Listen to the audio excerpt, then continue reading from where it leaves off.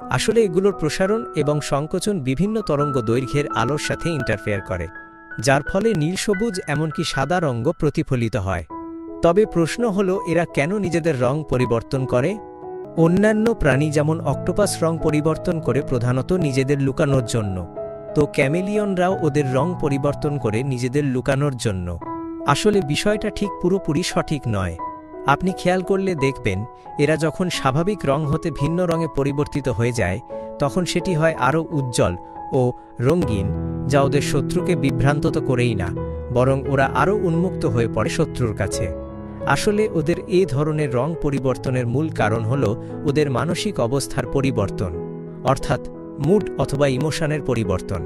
ওরা যখন রেগে যায় বা ভয় পায় অথবা মিলনের সময় হয়, তখন এভাবে রং পরিবর্তন করে।